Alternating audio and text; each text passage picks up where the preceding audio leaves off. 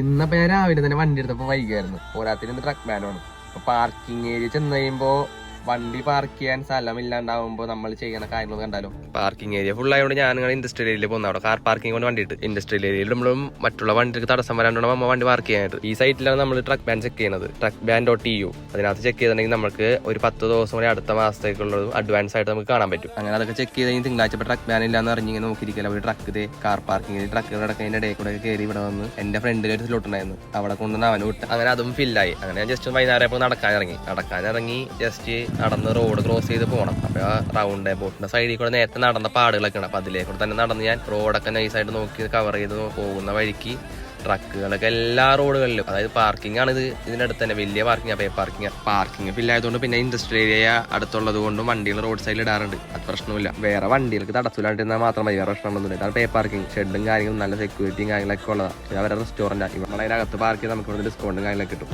വണ്ടികൾ പിന്നെ വന്നുകൊണ്ടിരിക്കുക. ഞാൻ അങ്ങനെ റിട്ടേൺ വന്ന് വണ്ടി കയറി ഒരു സിനിമയും കണ്ട് കിടന്നു.